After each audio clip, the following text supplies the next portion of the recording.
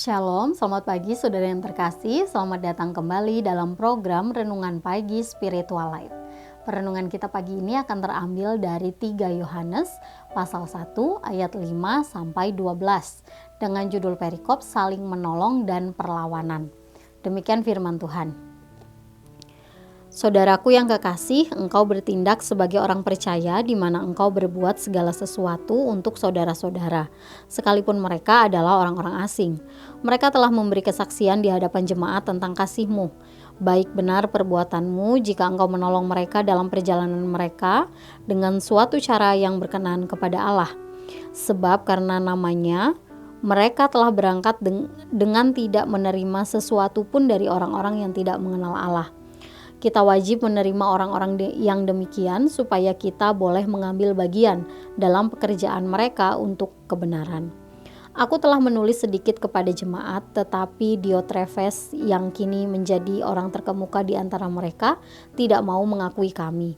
Karena itu apabila aku datang, aku akan meminta perhatian atas segala perbuatan yang telah dilakukannya. Sebab ia melontarkan kata-kata yang kasar terhadap kami dan belum merasa puas dengan itu. Ia sendiri bukan saja tidak mau menerima saudara-saudara yang datang, tetapi juga mencegah orang-orang yang mau menerima mereka dan mengucilkan orang-orang itu dari jemaat. Saudara-saudaraku yang kekasih, janganlah meniru yang jahat, melainkan yang baik. Barang siapa berbuat baik, ia berasal dari Allah.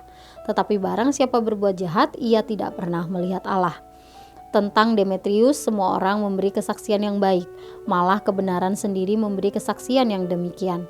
Dan kami juga memberi kesaksian yang baik tentang dia. Dan engkau tahu bahwa kesaksian kami adalah benar. Saudara yang terkasih, dalam perikop yang baru saja kita baca ini, Rasul Yohanes menceritakan tentang 3 orang rekannya, yaitu Gaius, Diotrefes, dan Demetrius. Di sini Gaius dipuji karena teladannya yang saleh, ramah, dapat diandalkan, tidak ragu memberikan tumpangan bagi saudara seiman yang berkeliling. Kemudian dia juga bersedia memberikan bantuan kepada mereka. Kemudian yang kedua, Yohanes juga memberikan pujian untuk Demetrius yang kemungkinan membawa surat ini untuk Gaius. Sebenarnya Demetrius sendiri adalah seorang pelayan Tuhan yang tidak banyak dikenal orang, tapi dia memiliki reputasi yang baik dan setia pada kebenaran Allah. Terakhir, Rasul Yohanes mengingatkan Diotrefes, seorang pemimpin yang dikenal oleh banyak orang saat itu, tapi dia menjadi contoh yang buruk bagi orang percaya lainnya. Alasannya ialah sifatnya yang sombong karena dia berambisi untuk menjadi yang terkemuka. Dia diktator, tidak murah hati, menolak surat dan utusan dari Rasul Yohanes.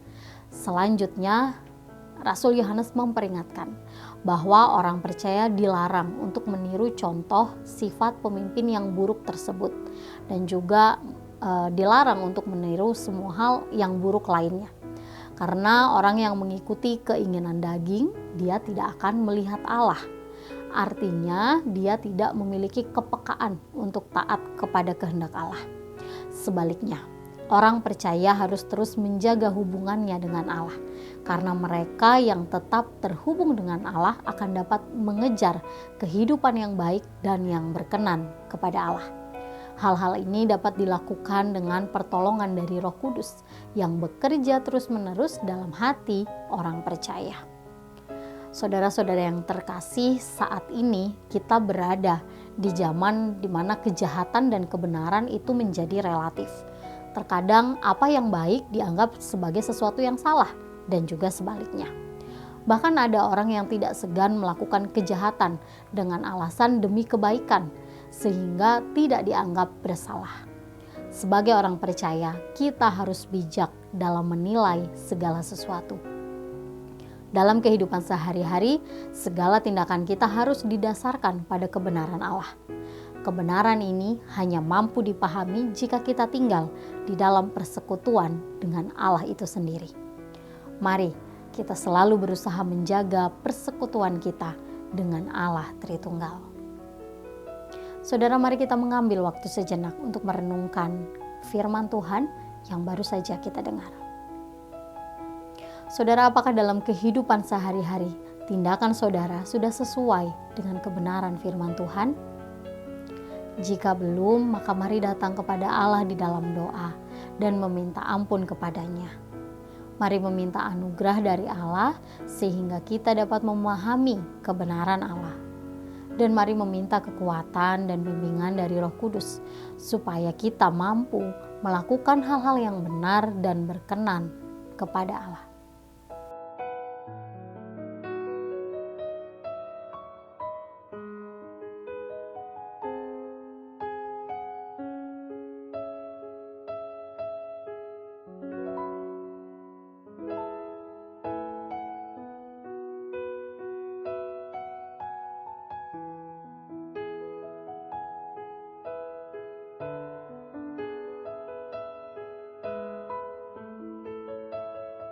Demikian renungan kita hari ini. Mari kita berdoa. Ya Tuhan Allah kami bersyukur untuk kasih Tuhan, kebaikan Tuhan, pertolongan Tuhan dalam kehidupan kami. Terima kasih Tuhan telah menjagai kami dalam istirahat malam dan pagi hari ini. Kami bisa kembali bangun dalam keadaan yang baik. Tuhan, kami juga bersyukur untuk kebenaran firman-Mu yang sudah kami renungkan bersama-sama, yang kembali mengingatkan kepada kami bahwa standar kebenaran kehidupan kami sehari-hari itu adalah firman Tuhan. Ajar kami untuk terus merenungkan kebenaran Tuhan, memahami kebenaran Engkau Tuhan, sehingga semua tindakan kami setiap hari itu sesuai dengan kebenaran-Mu. Dalam nama Tuhan Yesus kami serahkan kehidupan kami dan semua hal yang akan kami kerjakan hari ini. Dalam nama-Mu kami berdoa dan mengucap syukur. Haleluya. Amin. Demikian renungan kita hari ini. Selamat pagi, selamat beraktivitas. Tuhan Yesus memberkati.